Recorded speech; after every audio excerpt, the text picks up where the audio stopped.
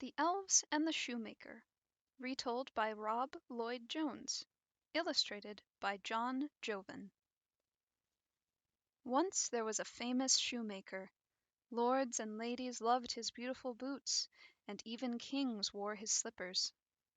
But now the shoemaker was old. He had aches and pains from sewing and stitching. No one wanted to buy his shoes or his boots any more. All day long his shop sat silent and empty. The shoemaker stared at his last piece of leather and sighed. After this, I don't know what we'll do. We'll worry about it in the morning, said his wife, trying to comfort him as they went to bed. But morning came with a big surprise. There, on the workbench, sat a fantastic pair of brand new shoes. Everyone admired the shoes in the window. They were sleek and shiny and perfectly stitched. What fine footwear! The shoemaker sold them the moment he opened his shop. The next morning came an even bigger surprise. 2 pairs of boots stood on the shoemaker's bench.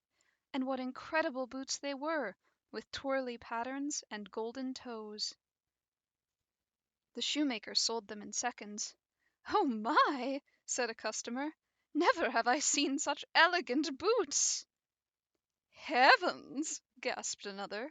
"Just look at those laces and handsome high heels." The strange shoe magic continued for weeks. Every morning, when the shoemaker woke, there on his workbench were more fabulous shoes. Each day they were finer than the last. They had shiny buckles, twirly ribbons, and pretty bows tied in leather and lace. Word spread, "The shoemaker is back to his best." People came from far and wide to buy his splendid shoes. But the shoemaker felt strange about this change of fortune. He knew that his shoes were not really his shoes at all. "Let's hide in the workshop tonight," he said to his wife. "We'll see who is making all these wonderful new shoes." That night the shoe shop door opened with a quiet creak. 2 shadows flitted through the silvery moonlight, and soft feet padded across the floor. 2 tiny creatures in raggedy clothes sprang onto the workbench. They were giggling and grinning and dancing and singing. "Elves?" thought the shoemaker. Smiling and singing, the elves set to work, hammering heels, stitching leather, and making fluffy pom-poms. By the first light of morning, the latest pair of shoes was finished, and the cheery little elves scampered away. The shoemaker gasped, and his wife clasped her hands. "What magical creatures!" she cried. "We must repay their kindness," the shoemaker said. "But what can I make for an elf?"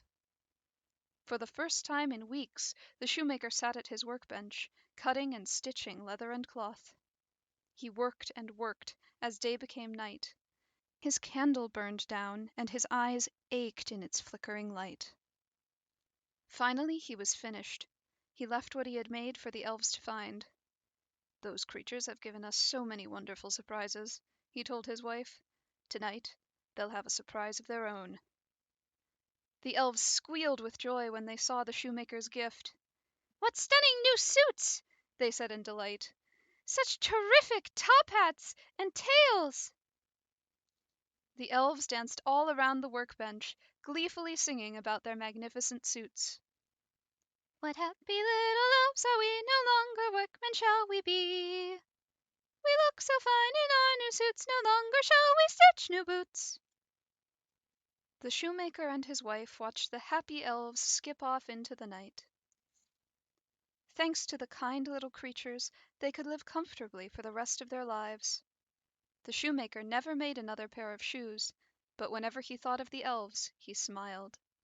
He hoped they were still singing and dancing somewhere, in their fine, hand-stitched suits. About the story. The Elves and the Shoemaker was first written down by brothers Jacob and Wilhelm Grimm. The Grimm brothers, who lived in Germany around 200 years ago, loved fairy tales. They collected lots of other stories too, including Cinderella and Snow White. Edited by Lesley Sims. Designed by Russell Punter and Laura Nelson Norris.